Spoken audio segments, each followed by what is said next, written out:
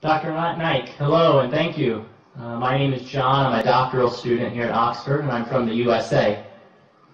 My question has to do with persecution, specifically how former Muslims are sometimes killed if they have chosen to leave Islam, deciding that another religion is more true. For example, my girlfriend is Turkish and she lives in Turkey. She used to be Muslim, but decided to become a Christian after understanding Jesus in a new way, as God made flesh. She has had fears in the past that she may be harmed or even killed for her decision. In light of the recent attention to this matter in Pakistan with Miss Bibi and the blasphemy laws, my question is this: what are you doing, or what do you plan to do, to educate Muslims that if someone chooses to leave Islam, that person should not be killed? Well, that's a very important question. And he said that what if a person who's practicing Islamic faith changes to any other faith? Is it required that he should be killed? And all these articles that came about me, a preacher of hate, one of the point was that Dr. Zakir prescribes death penalty for those Muslims who leave their faith and they profess any other faith. Again, these reports were out of context. They took up a portion of my speech where I said that many scholars say that a Muslim who leaves this faith and professes any other religion, death penalty is the punishment. But I went on to further say that death penalty is not a standard punishment for any Muslim who leaves this faith and professes any other religion. I gave the example that one during the time of the Prophet Muhammad, peace be upon him, there was a Muslim who converted to another faith and had done some wrong deeds for which the Prophet had told they should be put to death. But later on, when Hazrat Usman, may Allah be pleased with him, he approached the Prophet and said that the man should be forgiven, the Prophet pardoned him. This incident proves that death penalty is not the standard rule for any Muslim who changes his faith.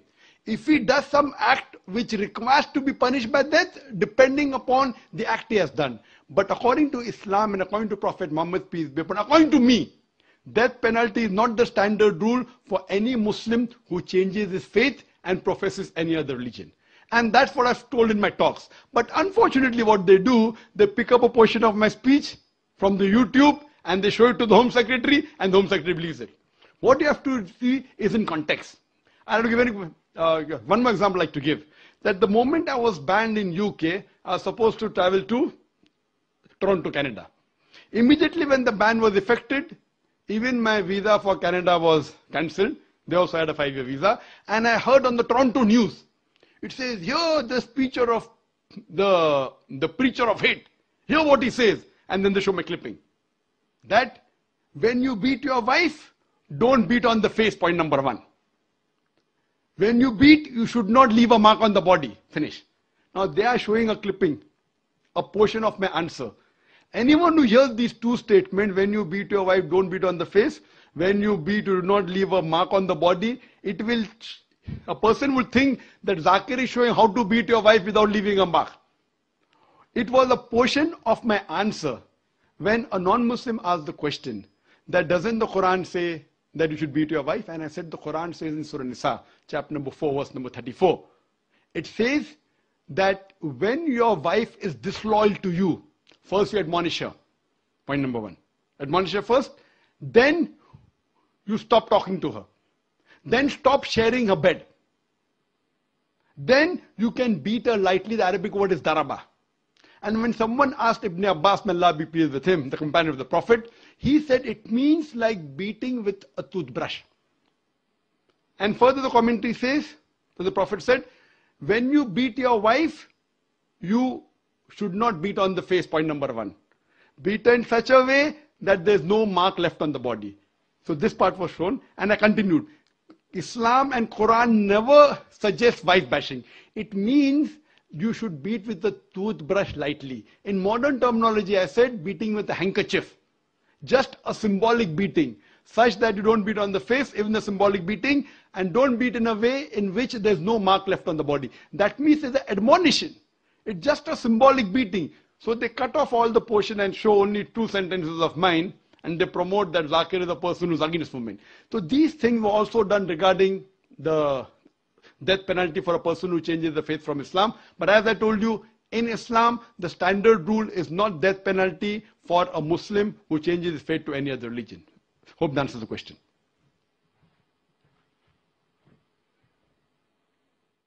Continue to educate people so that Muslims around the world know that. Brother, this I have mentioned in several of my speeches. Now when you ask the question, I gave the reply. There are tens of millions of people watching this program on Peace TV. They are being educated that death penalty is not the standard rule. But why will they believe in me? Because I've given the reference. I gave the reference of the sayings of the Prophet from Abu Dawud. I'm giving the reference for more authenticity. Abu Dawud, volume number 3, hadith number 4345. Now when I'm giving reference Abu Dawud, volume number 3, hadith number 4345, anyone can go and check up. In this hadith, the sayings of the Prophet pardoned the person who was a Muslim and changed to another faith. Now the difference between my answer and the other answers are, the other people just say without giving reference. Now when I give a reference, sayings of the Prophet, Abu Dawud, volume number 3, hadith number 4345, you can go and check up. So this gives more authenticity, and I'm sure now there are millions of Muslims who will agree that death penalty is not the standard rule for any Muslim who changes his faith to any other religion. Hope that answers the question.